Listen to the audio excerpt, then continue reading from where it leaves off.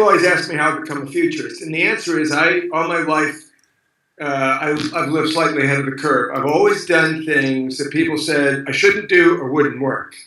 And after a lifetime of doing that, I mean, in other words, it's stupid to work, save your money, and backpack around the world. You should go buy a house. Or, you shouldn't leave being the top sales guy at CBS and take a 50% pay cut to go help launch it on TV, Nickelodeon, VH1, CNN. Cable will never work. Music videos never work. And in the 90s, I was running a company building online courses. Online courses will never work, right? So I got the sense of intuitive strength that I was pretty much basically right about big things. And so that gave, when you learn how to trust something that you're good at, you become better at it. That's number one. Number two, back in 2005, I realized that the information age got its name in the 1970s, and from the vantage point of 2005, since the 1970s, the collapse, the end of the Cold War, the beginning of the global economy, personal computing, cell phones, and the internet, and just those 5 things would usher in the new age. So then I, without going into long details, came up with the name Shift Age because I figured humanity was going to enter into a fundamental shift about everything. And,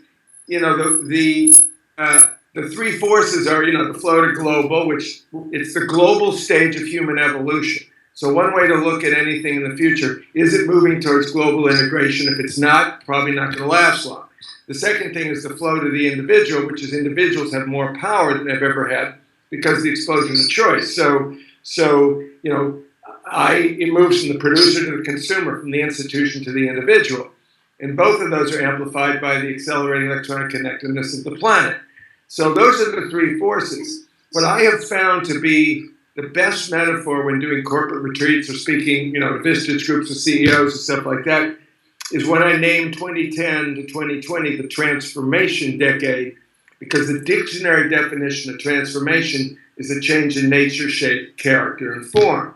So starting in 2010, I was saying, you, Ms. or Mr. CEO, if you're not changing the nature, shape, character, and form of your business, you probably won't have one by 2020. And that has been something that has really prompted people to move, right? The other thing that I say is, so to get back to it, most people in our culture and in the developed countries around the world view specialists as good. I've become a specialist. The problem with being a specialist is you're in a totally vertical silo and you're not seeing general, right? So I have the luxury, people say, how do you do your research? And I say I'm the most superficial intellectual grazer you'd ever want to meet, right? I mean, I'll never read, good to great, right? 10 examples. Give me 3, that's all I need. I got it, right? And I never read a book fully.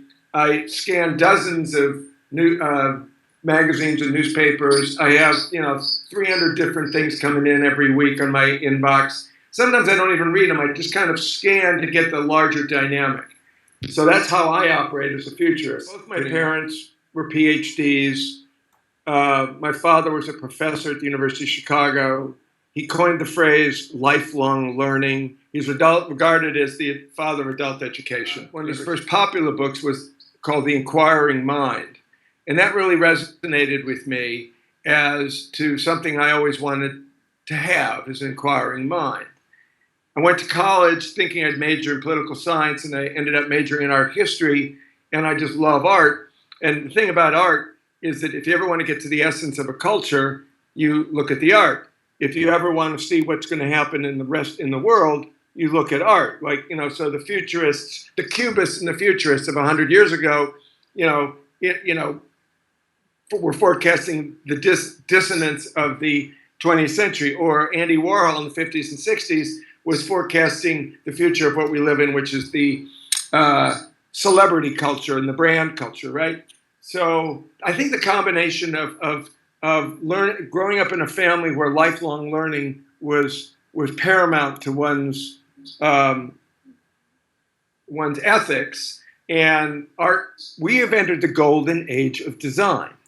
Everything on the planet relative to humanity either has to be redesigned or designed. We have to redesign cities. We have to redesign transportation. We have to redesign. And the oversimplified way I say it is that, you understand left brain, right brain, right? So the 20th century was the left brain century, the century of science. The 21st century is the right brain century, when intuition, creativity, and humanity has to catch up and more fully integrate science into a livable way of life. One of the ways I forecast is I look where resistance is. So when a culture is really resisting something, that means the status quo relative to thinking or the vested interests are resisting something that is change driven. That's why I wrote a book, Transforming K through 12 Education, because I knew it was about to undergo transformation. That's why I wrote a book about the future of healthcare, because there's so much resistance to it that I knew it was an inevitability. So one of the things I would suggest is anybody that, when you look around and you see resistance, you know the inevitability of what is being resisted. Like my next big thing, and I'll clue you in on it, is I'm setting up a nonprofit, thespaceshipearth.org, because climate change is such a real, overwhelming reality. I talk about 2010 to 2020 as the decade of the collapse of legacy thinking. Legacy thinking is from the past. It's like the developed countries of the world, the United States for sure, and certainly Washington, D.C., have kind of powered into the 21st century with 20th century thought. So if you're older than the age of 40, which probably the predominance of leaders in the United States are, that means you've spent the majority of your life in the 20th century where your thought was formed. So if you haven't gone back and checked, Dad always said this is right, or my business mentor in 1994 said to always do this, and you haven't checked out those truisms relative to the reality of 2015, you won't see it, right? So the collapse of legacy thinking. So in other words, corporations that I've interacted with have come back to me and said, that's one of the questions we said. Are we moving forward? Are we trying to solve this problem thinking legacy thought? Or are we thinking new thought, right? And I think that so that's one thing, is if I always say you can't, I don't believe in strategic plans, because strategic plans are iterative. In other words, last year we had 5.6 EBITDA, let's do 7%. So you're already looking in the past to take something that has occurred in the past to project in the future, which means you're not standing in the present. Instead, I always talk about vision. The first question the leader has to be able to answer, and if he can't or she can't, they have to get together with, if it's a small company, the entire company, and if it's a big company, with the predominant stakeholders, and say, speaking in 2015, what is the vision of this company in 2023?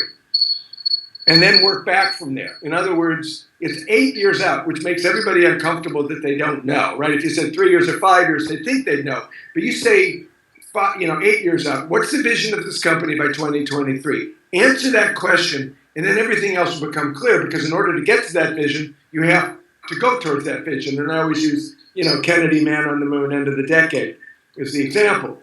So one, let go of legacy thinking. Two, be vision driven. And three, if you are ready to make change, it's collaborative, ongoing reorganization. You cannot change without it being fully collaborative. It cannot be autocratic. If everybody is involved in the change, then everybody has co-authorship in its success. So the mailroom guy up to the CEO. So it has to be collaborative, and it has to be ongoing. You can't say, well, we made this change this year, we're done for the year, right? Forget the past. The only thing you keep from the past is, the problem I have with executives when they talk about, there's a lot of people who are resisting the company to change. I will always say, and always get the same answer, they're your oldest, longest term employees, right? And they go, yeah, Joe's been around for 20 years and he just doesn't want to change, right? So, okay, Joe, you got a choice. You got a choice. You can change or you can leave. And if you can't have those conversations, you're always going to be pulling dead weight in your organization.